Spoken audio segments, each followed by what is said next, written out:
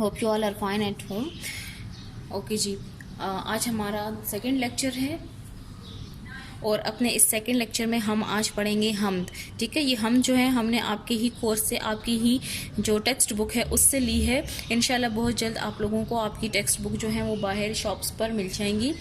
2-3 हफ्तों में आपके जो बुक्स हैं वो आ जाएंगी, तो आप इजीली उनको फिर ख़रीद सकते हैं। ठीक है, ओके जी, ये जो हम्द है हमने आपकी बुक से ली है।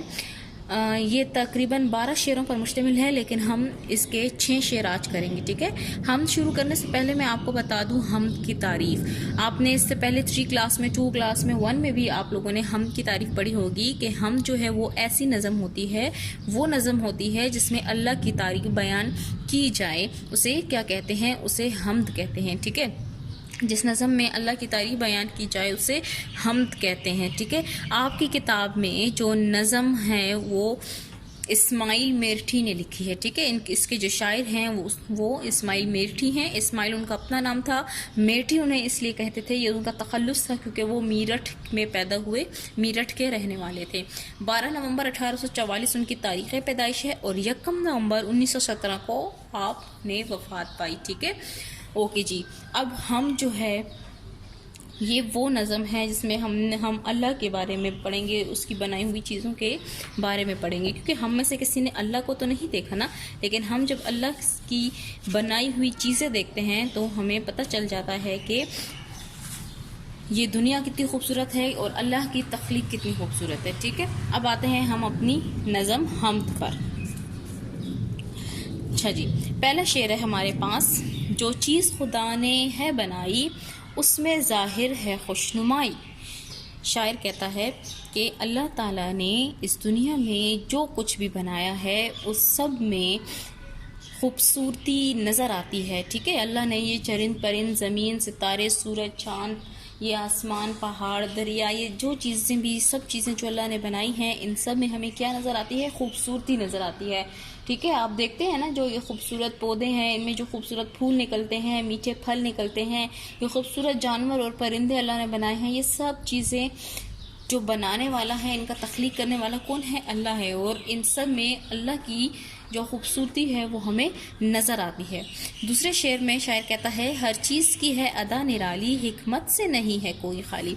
शायर कहता है कि अल्लाह ताला ने हर एक चीज़ जो है वो किसी न किसी काम के लिए पैदा की है, वो बेफजूल नहीं है इस दुनिया में। ठीक है, हर चीज़ जो है वो किसी न किसी काम के लिए बनाई गई है इस दुनिया में। हर एक चीज़ की अपनी एक जगह है, अपना एक मकाम है। ठीक है, कोई भी चीज़ फजूल नहीं है इस दुनिया में। अल्लाह ने जो भी बनाया है, चाहे वो दरिया हैं, पहाड़ हैं, दरख्त हैं, पौधे हैं, जानवर हैं, इवन कि जो एक छोटी सी चींटी है उसको भी अल्लाह ताला ने कोई ना कोई काम देकर इस दुनिया में पैदा किया है, वो भी बेफजूल नहीं है। तीसरे शेर में शायर कहता है, तारों भरी रात क्या बनाई, दिन को बख्शी अजब सफाई। शायर कहता है कि अल्लाह ने हमारे लिए रात बनाई है और जब रात होती है तो हमें क्या नज़र आते हैं, आसमान पर तारे नज़र आते हैं। आप छत पर लेटे हैं तो आसमान को देखें तो वो जो छोटे छोटे टिमटिमाते हुए तारे होते हैं आसमान पर, वो हमें बहुत अच्छे लगते हैं, हमारी आंखों को बहुत अच्छे लगते हैं, हमारे दिल को बहुत अच्छे लगते हैं। तो अल्लाह ताला ने हमारे लिए रात बनाई है। ठीक है, और रात में क्या नज़र आता है, हमें तारे नज़र आते हैं। ठीक है, आसमान पर तारे नज़र आते हैं। और ये रात अल्लाह ने हमें इसलिए दी ताकि हम आराम कर सकें। ठीक है, रात में हम आराम करें। फिर आगे शायर क्या कह रहा है, दिन को बख्शी अजब सफाई, और दिन में अल्लाह ताला ने रोशनी पैदा की, सूरज पैदा किया ताकि हम हर एक चीज़ को बड़ी सफाई के साथ देख सकें। जब रात होती है तो हमें दूर से कुछ नज़र नहीं आता, क्योंकि आसमान पर अंधेरा छा जाता है, इर्द गिर्द सब जगह तारीकी फैल जाती है, तो हमें ठीक से नज़र नहीं आता, दिखाई नहीं देता। लेकिन जब सुबह होती है और जैसे ही आसमान पर हल्की सी रोशनी फैलने लगती है, सूरज निकलता है, तो फिर हमें हर एक चीज़ साफ नज़र आती है। ठीक है, क्योंकि अल्लाह ने दिन में हमें रोशनी दी है और ये भी अल्लाह ताला की बहुत बड़ी नेमत है।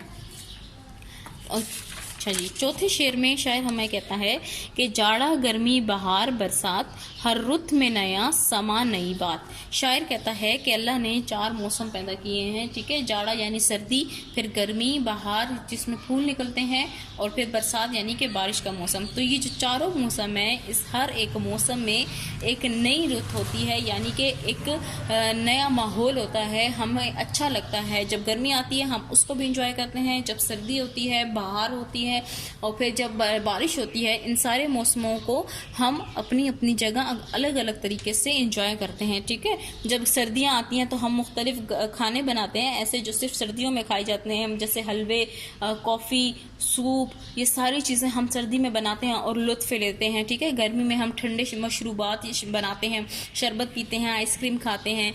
बहार में जो होते हैं तो मौसम अच्छा हो जाता है। जब बारिश होती है तो लोग ज़्यादातर समोसे और पकोड़े खाते हैं, बनाते हैं चाय के साथ, क्योंकि मौसम बड़ा खुशगवार होता है। तो शायर कहता है कि ये जो सारे मौसम अल्लाह ने बनाए हैं, इस हर एक मौसम में एक नई बात है, यानी कि एक नया समा कहते हैं माहौल को। खुशगवार माहौल होता है जब भी मौसम बदलता है, ठीक है। जब भी मौसम बदलता है तो हर एक मौसम के बदलने के साथ इर्द गिर्द का माहौल भी बदल जाता है।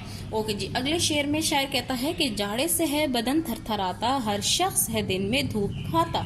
शायर क्या कह रहा है कि जाड़ा, मैंने अभी आपको बताया सर्दी की बात कर रहे हैं, ठीक है। शायर कह रहा है कि सर्दी में क्या होता है, हर शख्स कांप रहा होता है, थरथराता कांपना, ठीक है, लरजना।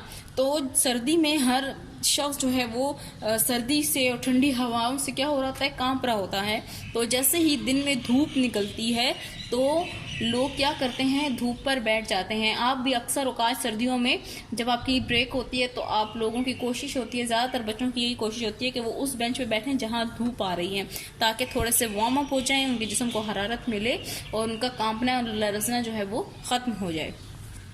छठे शेर में शायर कह रहा है, फूटे नई कोंपलें शजर में एक जोश भरा हुआ है सर में। शायर क्या कह रहा है, फूटे नई कोंपलें शजर में एक जोश भरा हुआ है सर में। शायर कह रहा है कि फिर जैसे ही ये बहार के मौसम की बात हो रही है कि जैसे ही बहार का मौसम आता है तो फिर क्या होता है, ये जो दरख्तों से पत्ते गिर चुके होते हैं वो सब इस इंतज़ार में होते हैं कि अब बहार आएगी और वो क्या करेंगे, वो वापस निकलेंगे टहनियों पर, ठीक है, और बहार के मौसम को बहुत ज़्यादा इंजॉय करेंगे। तो ये जो छोटे छोटे पत्ते निकलते हैं दरख्तों पर, कोंपले कहते हैं छोटे पत्तों को, ठीक है, जो नई छोटी पत्तियां निकलती हैं, ताज़ा पत्तियां निकलती हैं दरख्तों पर। शायर उनकी बात कर रहे हैं कि वो भी बहुत खुश होते हैं और वो क्या खुशी से झूमते हैं, और पत्ते जो होते हैं छोटे छोटे वो फिर टहनियों पर निकलना शुरू हो जाते हैं।